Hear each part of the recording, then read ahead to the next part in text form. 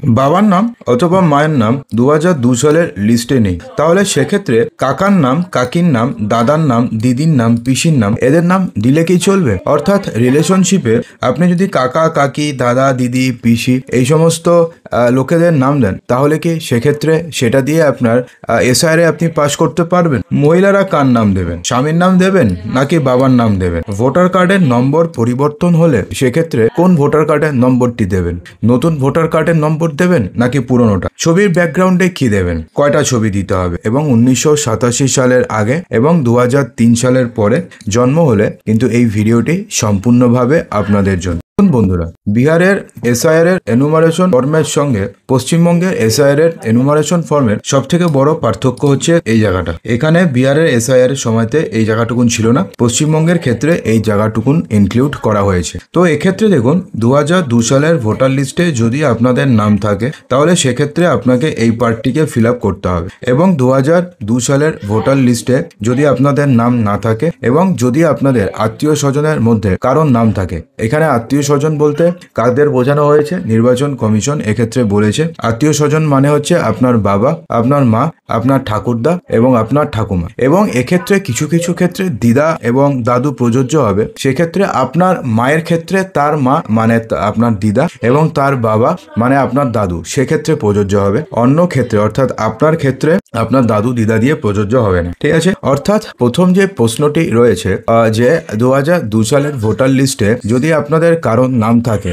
না থাকে, অর্থাৎ বাবা অথবা মায়ের নাম না থাকে, তাহলে সেক্ষেত্রে আপনি ম্যাক্সিমাম আপনার ঠাকুরদা অথবা আপনার ঠাকুমার নাম দিতে পারেন। এছাড়া কিন্তু অন্য কোনো রিলেশন দিলে চলবে না। তো সেক্ষেত্রে কি হবে? ধরুন আপনার কেউ নেই, আপনার বাবা মায়ের নাম, আপনার ঠাকুমা ঠাকুরদার নাম 2002 সালের ভোটার লিস্টে নেই, সেক্ষেত্রে কি হবে? তো সেক্ষেত্রে আপনি এখানে ফিল আপ করতে পারেন যে কোনো, আপনার ব্লাড রিলেশন থাকুক না থাকুক, যে কোনো একজনের ডিটেলস দিয়ে আপনি এখানে ফিল আপ করতে পারেন। কিন্তু তাতে খুব একটা লাভ হবে না, কারণ আপনার নামে নোটিশ ইস্যু করবে হচ্ছে ইআরও। তো ইআরও যখন নোটিশ ইস্যু করবে তারপরে বিএলও আপনাকে এসে নোটিশ দিয়ে যাবে। তারপরে আপনি যে ভারতীয় নাগরিক সেই সপক্ষে আপনাকে মানে কাগজ দেখাতে হবে। যেই 11টি কাগজের কথা নির্বাচন কমিশন বলেছে, সেই 11টি কাগজের মধ্যে যে কোনো একটি কাগজ আপনাদেরকে দেখাতে হবে। তো এরপরে যে প্রশ্নটি রয়েছে মহিলারা কিভাবে ফিল আপ করবেন। দেখুন, মহিলাদের ক্ষেত্রে আমি বলে দিই, দেখুন এই সমস্ত জিনিস তো লেখাই থাকবে, electors name, epic number, address. আপনারা অনেকে হয়তো পেয়ে আছেন,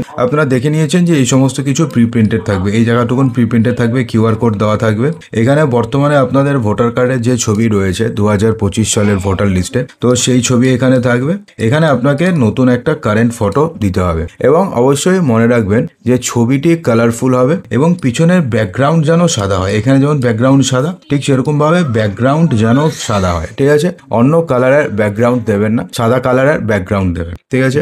বুঝতে পারলেন? আরেকটা কোশ্চেনের অ্যান্সার দিয়ে দিলাম। তারপরে এখানে কি করবেন? ডেট অফ বার্থে এখানে DDMMYY দেবেন। ধরুন আপনাদের জন্ম 1 জানুয়ারি 1990, তো এখানে কি করবেন? 01 দেবেন, এখানে 01 দেবেন, এখানে 1990 দেবেন। তো অনেকে প্রশ্ন করছেন যে আপনি এসআইআর এর এনুমারেশন ফর্ম বাংলাতে নাকি আপনি ইংরেজিতে ফিল আপ করবেন। তো সেক্ষেত্রে এমন কোনো ব্যাপার নেই, আপনি বাংলাতেও ফিল আপ করতে পারেন, আপনি ইংরেজিতেও ফিল আপ করতে পারেন। আপনি ইংরেজি জানেন না, তবুও আপনি ইংরেজিতে করতে যাবেন না, সেক্ষেত্রে বাংলাতেই করবেন। তারপর কি করবেন? আধার নাম্বার, মহিলাদের ক্ষেত্রে আধার নাম্বার এখানে দেবেন, মোবাইল নাম্বার দেবেন, ফাদার্স নেম আপনার ফাদার্স নেম দেবেন, অথবা গার্জিয়ান নেম বলেছে আপনি এক্ষেত্রে আপনাদের হাজবেন্ডের নাম দিতেই পারেন, কিন্তু আপনি চেষ্টা করবেন যে বাবার নাম দেবেন। ফাদার্স নেম ফাদার্স বা গার্জিয়ানের এপিক নম্বর দেবেন, মাদার্স নেম এখানে দেবেন, মাদারের এপিক নাম্বার দেবেন, মহিলাদের ক্ষেত্রে বলছি। স্পাউস নেম অর্থাৎ আপনার হাজবেন্ডের নাম এবার আপনি এখানে দেবেন, এবং আপনার হাজবেন্ডের এপিক নম্বর আপনি এখানে দেবেন। দেখুন এখানে অনেকে রয়েছে যাদের নামের বানান ভুল রয়েছে, অর্থাৎ 2002 সালের ভোটার লিস্টে বানান অন্য ছিল,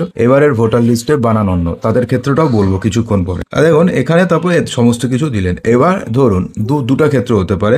একটা হচ্ছে 2002 সালের ভোটার লিস্টে ধরুন আপনাদের নাম রয়েছে, প্রথমে আমি এটা বলি, তারপর 2002 ভোটার লিস্টের নাম না থাকলে কি হবে সেটা আমি এখানে বলবো। নর্মালি আপনার জন্ম যদি 1983 এর আগে হয়, তাহলে 2002 এর ভোটার লিস্টে আপনাদের নাম থাকার কথা। তো সেক্ষেত্রে যদি 2002 এর ভোটার লিস্টে আপনাদের নাম থাকে, তাহলে সেক্ষেত্রে প্রথমে এখানে আপনি আপনার নাম লিখবেন, ঠিক আছে? লিখলেন, এরপরে আপনি আপনার এপিক এপিক নম্বর দেবেন। এপিক নম্বর কোনটা দেবেন? 2002 সালের ভোটার লিস্টে আপনাদের যেই এপিক নম্বরটি ছিল সেই এপিক নম্বরটি দেবেন, ঠিক আছে? তো কোনো কোনো মহিলা রয়েছে যাদের ধরুন বিয়ের পরে টাইটেল চেঞ্জ হয়েছে, তাহলে সেক্ষেত্রে কি লিখবেন? সেক্ষেত্রে দেখুন উপরের এই যে জায়গাটুকুন রয়েছে না, এখানে আপনার রিসেন্টলি লিখবেন। এখন যে আপনার নাম রয়েছে, আপনাদের যে টাইটেল রয়েছে সেটা এখানে লিখবেন। তো এখনের যেটা আছে সেটাই উপরের পার্টিতে আপনি লিখবেন, অর্থাৎ বর্তমানে আপনার যে টাইটেল রয়েছে সেটা উপরের পার্টিতে লিখবেন। এবং বিয়ের আগে আপনাদের যে টাইটেল ছিল অথবা আপনাদের পুরনো যে টাইটেল ছিল সেটি আপনি এখানে লিখবেন। তো ছেলেদের ক্ষেত্রেও ঠিক সেম হবে।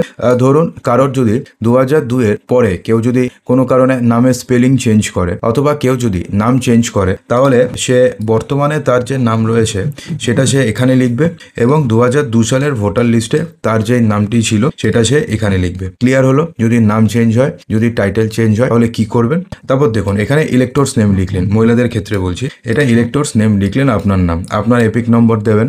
2002 সালের ভোটার লিস্টে যদি আপনাদের এপিক নম্বর থাকে, মনে থাকে লিখবেন, না মনে থাকলে আপনি বিএলওকে জিজ্ঞেস করতে পারেন। রিলেটিভস নেমে না আপনি অবশ্যই আপনার বাবার নাম লেখার চেষ্টা করবেন, যেহেতু 2002 সালের ভোটার লিস্টে আপনার নাম রয়েছে, তো সেহেতু আপনার চিন্তা করার কোনো কারণ নেই। এখানে আপনি বাবার নাম তো স্বামীর নাম লিখলে লিখতে পারেন, তাতে কোনো সমস্যা নেই, কিন্তু এখানে বাবার নাম লিখবেন। রিলেশনশিপে এখানে বাবার নাম লিখেছেন, তো এখানে ফাদার লিখবেন। ডিস্ট্রিক্ট, যে ডিস্ট্রিক্টে আপনি 2002 সালে ভোট দিয়েছিলেন সেই ডিস্ট্রিক্টের নাম লিখবেন, বা 2002 ভোটার লিস্টের সময় আপনি যেখানে যে স্টেটে ভোট দিয়েছেন লিখবেন, যেই বিধানসভা কেন্দ্রে ভোট দিয়েছিলেন লিখবেন, যে বিধানসভা কেন্দ্রের নাম্বার লিখবেন, পার্ট নাম্বার লিখবেন, সিরিয়াল নাম্বার লিখবেন। যদি আপনাদের মনে থাকে তো ঠিক আছে, না হলে আপনি বিএলওকে বলবেন, বিএলও আপনাকে হেল্প করে দেবে। তো এবার হচ্ছে যদি 2002 সালের ভোটার লিস্টে যদি আপনাদের নাম না থাকে, মহিলা পুরুষ উভয়ের ক্ষেত্রেই বলছি একবারে, দেখুন যদি আপনাদের নাম না থাকে, যদি আপনাদের বাবার নাম, মায়ের নাম, ঠাকুরদার নাম, ঠাকুমার নাম, এই চারজনের নাম যদি থাকে তাহলে সেটাই ভ্যালিড। এই চারজন ছাড়া অন্য কেউ ভ্যালিড নয়। আবার বলে দিচ্ছি, চারজন ছাড়া অন্য কেউ ভ্যালিড নেই। ধরুন 2002 সালের ভোটার লিস্টে আপনার নাম নেই, আপনার বাবার নাম রয়েছে, তাহলে সেক্ষেত্রে আপনি আপনার বাবার নাম লিখবেন এখানে। আপনি আপনার বাবার এপিক নম্বর লিখবেন এখানে, যদি মনে থাকতো ভালো, মনে না থাকলে আপনি বিএলওকে জিজ্ঞেস করতে পারেন। রিলেটিভস নেম অর্থাৎ আপনার বাবার নাম লিখ, ঠিক আছে? আর রিলেশনশিপে লিখবেন বাবা, ফাদার, বা এখানে আপনি আপনার বাবার মায়ের নামও লিখতে পারেন, আপনার ব্যাপার, আপনার খুশি, সমস্যা নেই। এখানে ডিস্ট্রিক্টে 2002 সালে আপনার বাবা যেই ডিস্ট্রিক্টে ছিল, অর্থাৎ যেই ডিস্ট্রিক্টে ভোট দিয়েছে বা ভোটার লিস্ট যেই ডিস্ট্রিক্টের আছে, তো সেখানে লিখবেন। যে স্টেটে ভোটার সেই স্টেট লিখবেন। যেই অ্যাকাউন্ট নেমে এসি নেমের যেটা যিনি ভোটার সেই এসি নেম লিখবেন, এসি নাম্বার লিখবেন, পার্ট নাম্বার লিখবেন, সিরিয়াল নাম্বার লিখবেন। দেখুন এখানে একটা কথা বলে দিই যে যদি আপনার এক্ষেত্রে মানে ফিল আপ করতে কোনো সমস্যা হয়, আপনি বিএলওকে জিজ্ঞেস করবেন, বিএলও আপনাকে হেল্প করে দেবে, তাতে কোনো সমস্যা নেই। তো এতটুকুন আশা করি বুঝতে পেরেছেন। দেখুন এখন ধরুন এটা হলো যে 2002 এর লিস্টে আপনাদের কারোর নাম নেই, মানে বাবা, মা বা ঠাকুরদা অথবা ঠাকুমা, কারোর নাম নেই, তাহলে সেক্ষেত্রে আপনি কি করবেন?